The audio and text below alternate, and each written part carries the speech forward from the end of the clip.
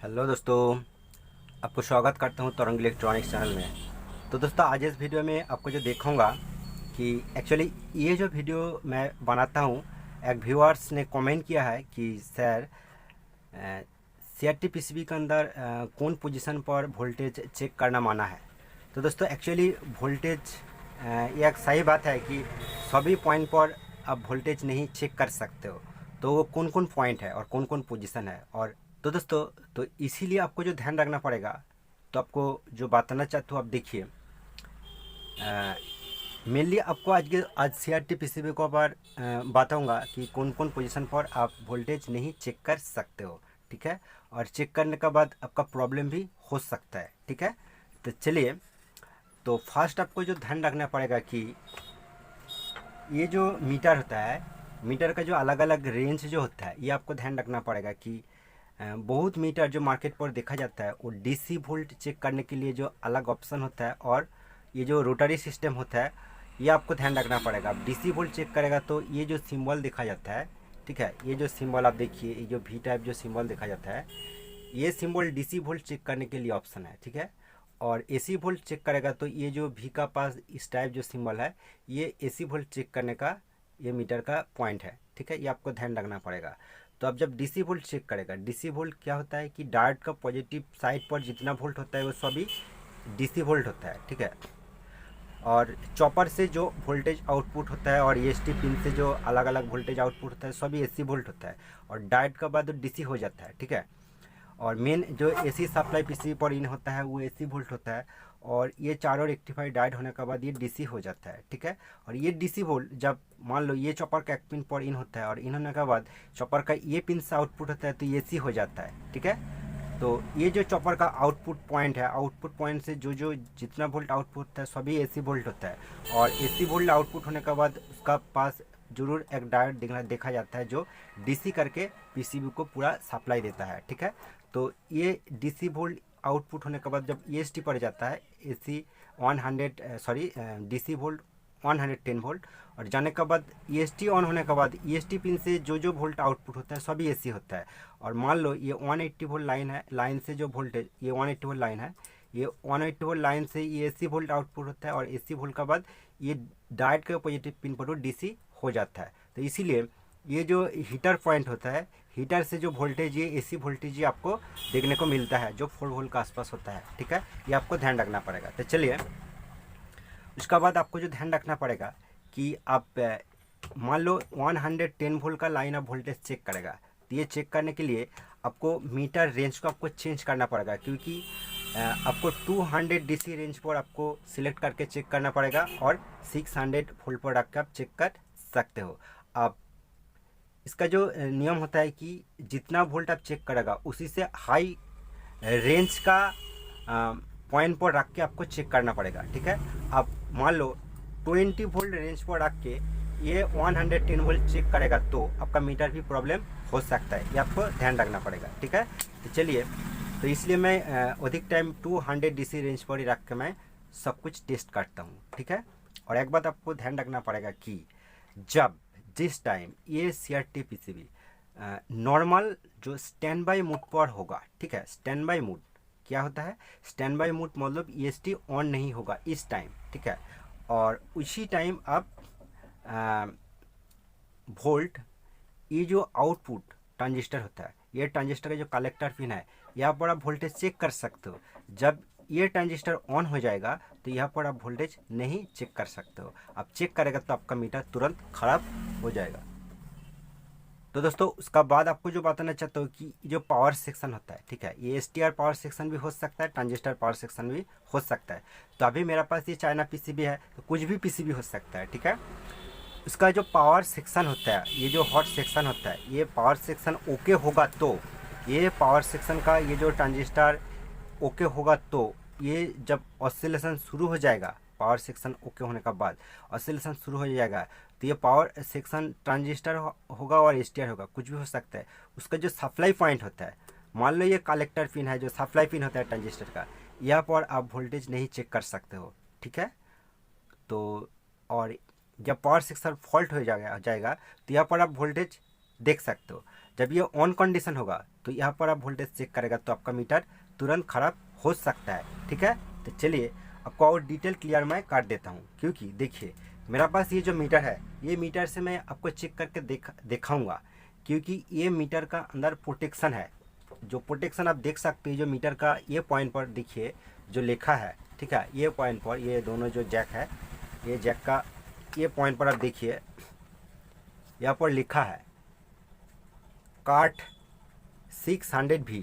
ठीक है, actually 600 volt का ऊपर आएगा तो मीटर का अंदर, तो ये ऑटोमेटिक ये मीटर काट हो जाएगा। ठीक है, कुछ भी प्रॉब्लम नहीं होगा। अब ध्यान से देखिए, लेकिन अब इस टाइप जो मीटर मार्केट पर देखा जाता है, ठीक है, इसका अंदर कुछ भी प्रोटेक्शन नहीं है और काट ऑप्शन भी नहीं है, तो ये मीटर तुरंत ख़राब हो सकता है। ये आपको ध्यान रखना पड़ेगा। ठीक है, तो चलिए उसका बाद आपको सब कुछ वोल्टेज चेक करके दिखाऊंगा, और उसका बाद आपको लास्ट में बहुत कुछ इंपॉर्टेंट बात आपके साथ शेयर करूंगा, तो इसीलिए वीडियो स्किप मत कीजिए, आप शुरू से लास्ट तक देखिए। ठीक है दोस्तों, फर्स्ट एक बार सप्लाई मैं दे देता हूँ। ठीक है, पीसीबी का अंदर, और ये पीसीबी स्टैंड बाई मोड पर है, और ये मीटर का नेगेटिव कोड मैं यहाँ पर कनेक्शन करके रखा है। ठीक है, और देखिए एक्चुअली ये एसी सप्लाई जो इनपुट होता है ये 120 वोल्ट का आसपास होता है। ठीक है, 220। ठीक है, 220 वोल्ट का आसपास होता है, वो एसी सप्लाई लाइन के ऊपर डिपेंडेंट है। तो इसीलिए ये जो चारों डायोड रेक्टिफाई होने के बाद यहाँ पर ही उतना ही वोल्ट होना चाहिए, लेकिन यहाँ पर एक कैपेसिटर दिखा जाता है, और ये कैपेसिटर का वोल्टेज वैल्यू 400-500 भी हो सकता है। तो इसीलिए यहाँ पर ये कैपेसिटर कुछ वोल्टेज स्टोर हो जाता है। स्टोर होने के बाद वो वोल्टेज थोड़ा हाई हो जाता है, इसलिए यहाँ पर अब वोल्टेज चेक करेगा तो आप 600 वोल्ट डीसी रेंज पर रख के आप चेक कीजिए।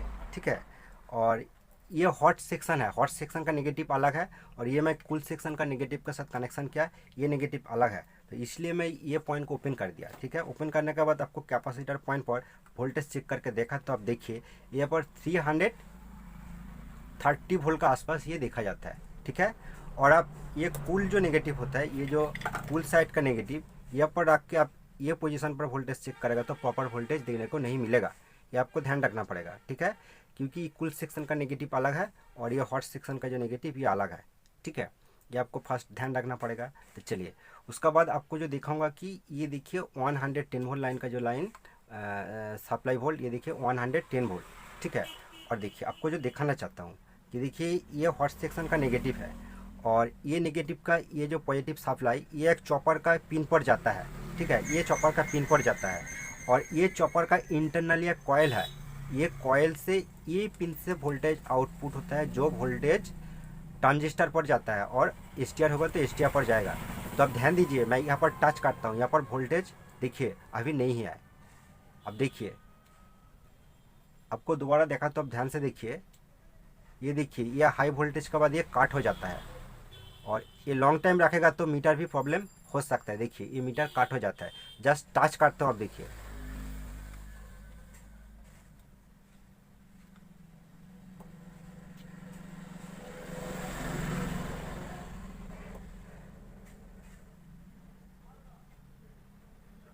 तो इसीलिए ये पॉइंट पर आप वोल्टेज चेक करेगा तो लोकल मीटर से मीटर तुरंत ख़राब हो जाएगा। एक्चुअली ये बीच में जो कॉयल देखा जाता है, जम्पर भी हो सकता है ये पॉइंट।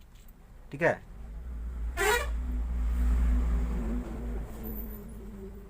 तो बार बार चेक करने का समय मीटर भी फॉल्ट हो सकता है। तो मीटर ठीक है कि नहीं है, एक बार 110 वोल्ट लाइन देख लेता हूँ। देखिए अभी मीटर ठीक है। ठीक है, तो ये एक पॉइंट है, और उसका बाद आपको जो दिखाऊंगा ये जो EST सप्लाई यहाँ पर आता है, और जिस पिन से ये आउटपुट होता है अभी EST ऑन नहीं है, तो इसीलिए इसका आउटपुट पॉइंट पर सेम वोल्टेज देखा जाता है। ठीक है, जो ये आउटपुट ट्रांजिस्टर पर जाता है सेम वोल्टेज देखा जाता है, और EST ऑन होने के बाद, EST ऑन करने के बाद, स्टैंड बाई से ऑन होने के बाद यहाँ पर बहुत ही अधिक हाई वोल्टेज देखा जाएगा। तो चलिए मैं एक बार स्टैंड बाई से ऑन कर लेता हूँ।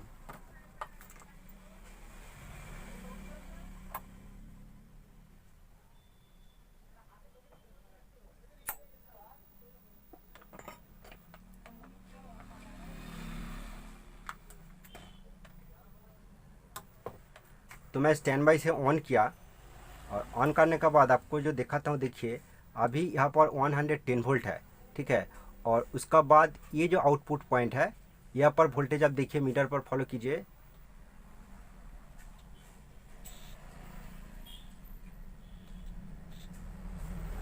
देखिए कुछ भी वोल्टेज नहीं देखा जाता है, वो कार्ड मोड पर चला जाता है। तब भी आप जितने ही अच्छा मीटर होगा तो आप लॉन्ग टाइम रखेगा तो वो मीटर भी प्रॉब्लम हो सकता है। तब भी मैं रिस्क लेकर आपको दिखाता हूँ, ठीक है। देखिए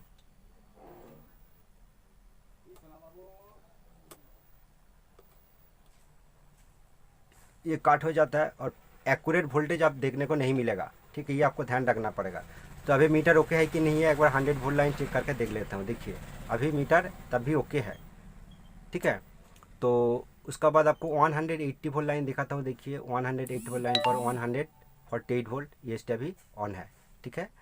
और दोस्तों एक बात आप ध्यान दीजिए कि यहाँ पर एक क्रिस्टल है, ठीक है। ये जो क्रिस्टल है, ये क्रिस्टल 6 नंबर और 7 नंबर पिन का साथ कनेक्शन, ये चाइना पीसीबी का। तो ये सभी पीसीबी के अंदर एक क्रिस्टल देखा जाता है।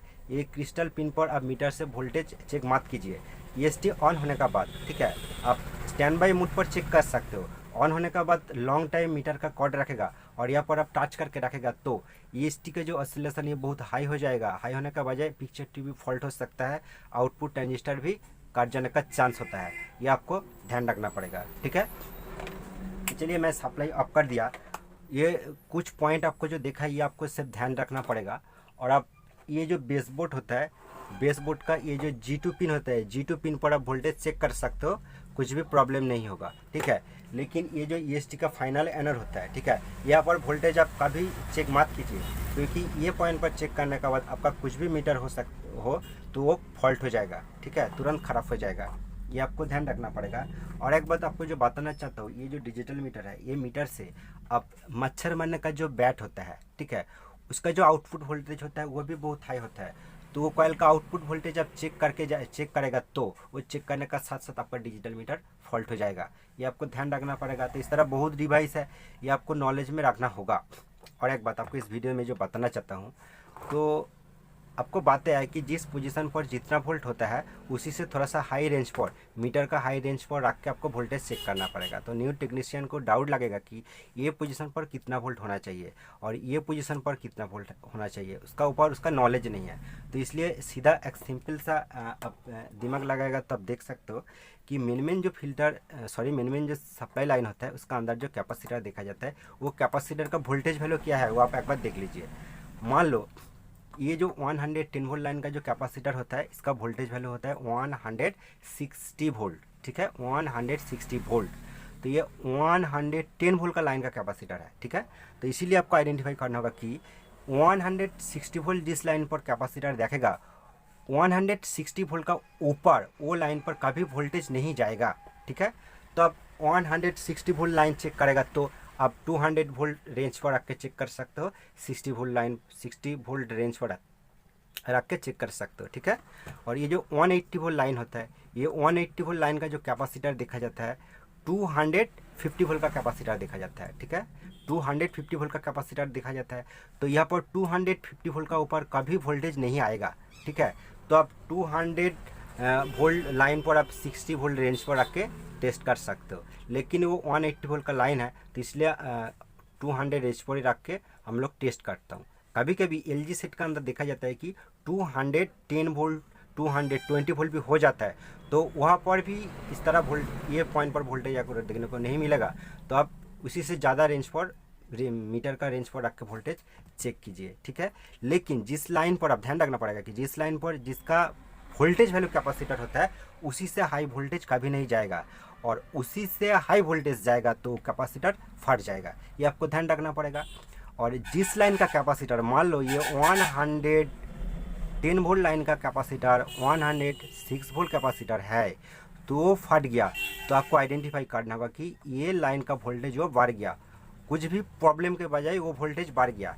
ये आपको देखना पड़ेगा और वो पोजीशन को आपको रेडी करना पड़ेगा, क्योंकि वो लाइन फॉल्ट है। और अरेक भी रीजन जो होता है, कैपेसिटर का जो वोल्टेज वैल्यू 106 वोल्ट, उसका जो वोल्टेज कैरी करने का जो क्षमता होता है वो बिगड़ गया। तो इसलिए वो कैपेसिटर फॉल्ट हो गया, ये भी हो सकता है। ठीक है, ये आपको ध्यान रखना पड़ेगा। तो इसलिए आपको जो ये जो 120 सॉरी ये जो डाइवर सप्लाई और वर्टिकल सप्लाई का जो लाइन होता है, ठीक है, जो डाइवर सप्लाई पर जाता है 227 वोल्ट का आसपास ये देखा जाता है। तो इसीलिए ये पोजीशन पर कैपेसिटर 35 वोल्ट का आसपास भी हो सकता है, 40 वोल्ट का आसपास भी हो सकता है। ठीक है, उसी से हाई वोल्टेज यहाँ पर कभी नहीं आएगा। ठीक है, ये आपको ध्यान रखना पड़ेगा। तो इस तरह आपको कैपेसिटर देख के वोल्टेज लाइन आप आइडेंटिफाई कर सकते हो। ठीक है, तो उम्मीद करता हूँ ये वीडियो में आपको कुछ नॉलेज मिला है, और ये वीडियो आपको अच्छा लगा तो प्लीज़ एक लाइक कर दीजिए, और ये चैनल पर नया है तो प्लीज़ ये चैनल को सब्सक्राइब करके रखिए।